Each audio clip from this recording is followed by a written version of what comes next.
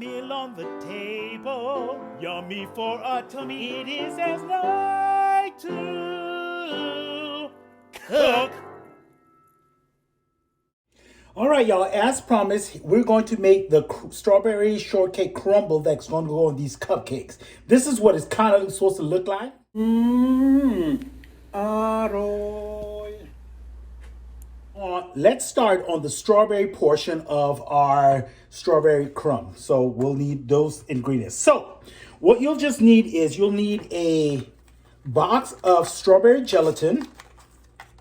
And you know, I go to the Walmarts and I just buy my strawberry gelatin there. It costs 38 cents for that. And you'll need a quarter cup, which is half a stick of butter for that. So what I'm going to do is I'm going to just add my half cup of flour first. So even that out to make a half cup of flour. Use the end of your fork to get that in. So half a cup of flour. We're going to do 1 package of strawberry gelatin mix up in there. I'm going to give it a quick zhuzh sweep. Just good mixing just to get that going. And what we're going to do is we're going to use the stick of butter to kind of mash it in together until it becomes pea-size combined, okay, into pea sizes. And then we're going to move on from that. So room temperature is best. It's going to be a little hard at first, mashing this thing. But then you're going to start to just incorporate it. Now, if you want, you can give your hand a good washing and do with your hands. But the fork is going to take a little bit of time. But we're just going to slowly incorporate the softening butter. You don't want to cook your butter. You just want to have it at room temperature because you kind of want it to still have that firmness to combine this mixture into those pea-sized chunks that we're looking for. All right, so let's just slowly get this going. It's time. It's about time. So if you're in a hurry, do this later because this takes time. You can't be hurrying this process up.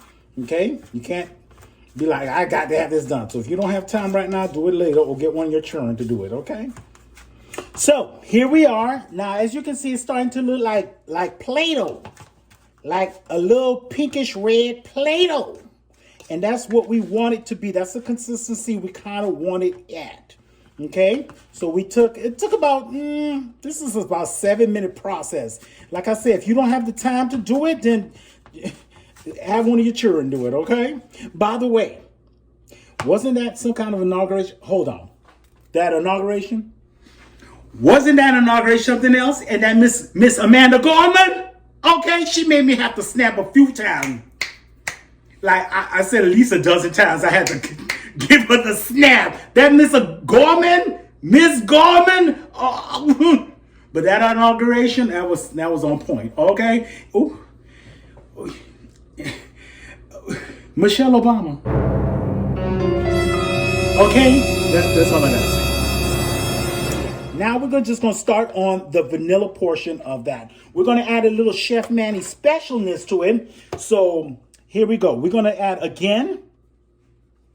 You want a half cup of flour. Even it out with the backside of your fork. I'm using a different fork to mix that in. So a half cup of flour. And we're going to use 1 package of vanilla pudding mix. Again, I go to the Walmarts. 38 cents for this thing here. Vanilla pudding mix. Okay. Again, we're going to give it a little stir up. Because with this mix, we're going to add our butter, but I'm also going to add a Chef Manny special ingredients. And I've used the special ingredients before because I like it. I like it a lot. It's just going to give it, we got a little bit of flour, but that's a baker's kind of happenstance. You know, we always got stuff flying all over the place. I'm going to add a 1/4 teaspoon of almond extract. It's just going to give that a little bit of a loveliness to that. And people are going to be like, ooh, this crumb is so good. So the same process that we just did the strawberry is what we're going to do for this vanilla mix. Ooh, and the smell of this thing is delicious. And I hope your smell is still working. If it is not, please contact your medical provider to figure out what's going on, why you can't smell. I'm not saying you got Miss Rona up in your area, but you know, a lot of people have been, you know, complaining about losing smell, and that's one of the side effects of having Miss Rona on your side, and we do not want her on our side. Anyway, let's get this mixed up. All right, since we had the pudding in this one, this is the consistency we need of the, you know, little pea-sized crumble looking. So, but that's our vanilla mixture that we had with a quarter cup or half a stick of butter, our package of vanilla pudding, and Chef Manny's little addition of a quarter teaspoon of vanilla almond extract. Now, what we're going to do is we're going to take a pan and we're going to line our pan with some parchment paper. Now, you can use parchment paper, you can use foil, but if you use foil, make sure you put some non-sticking spray on it so it doesn't stick. And we're going to add our vanilla crumble mix onto the pan. Get that all in there. And then we're going to add the strawberry portion of it to our pan. And like I said, my hands are already washed. So what we're going to do is we're going to give it a good mix on our pan to separate that up. That's just my oven, which we're going to set for 350.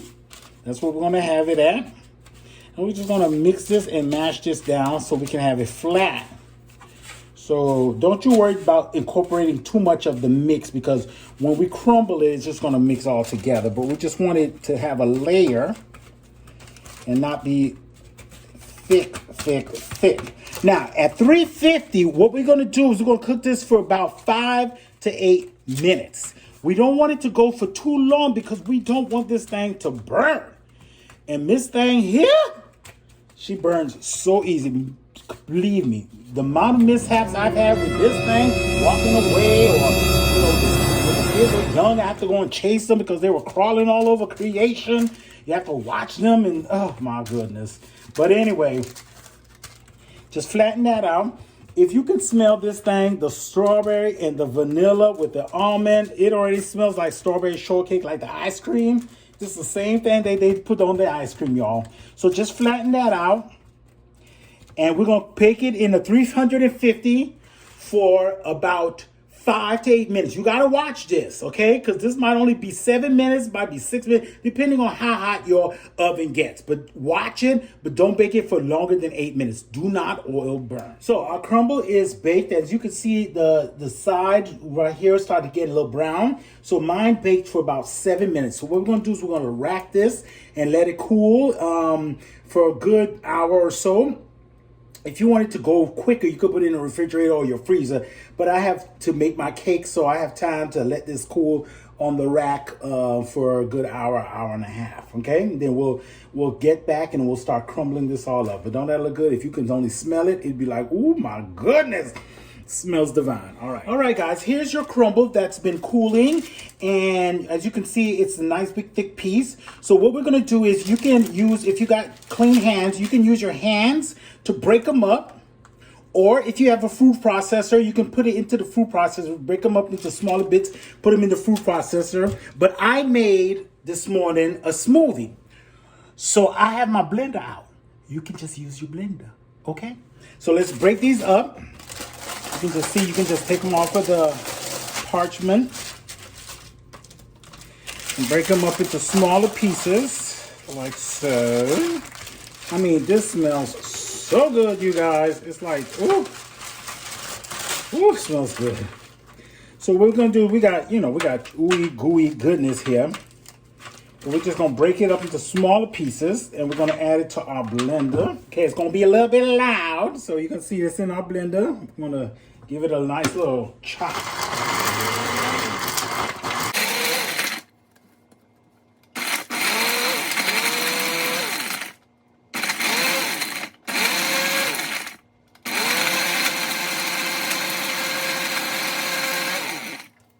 Give those a few pulses. And again, if you can smell, some of the big parts just stick together, but you can just reblend those. But as you can see, it makes a nice little crumb.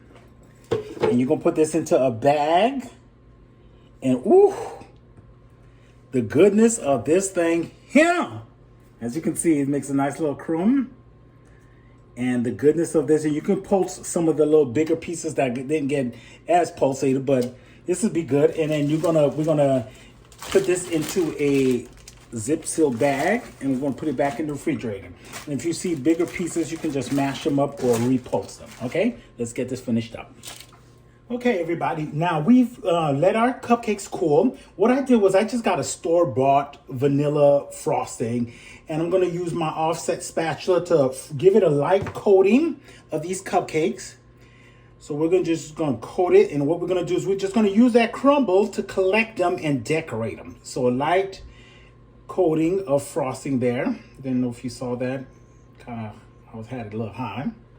And then we're just gonna take our cupcake and dip it into our strawberry crumb, like so. And there you have it. Your strawberry cupcake, strawberry shortcake with strawberry crumb on it. Enjoy.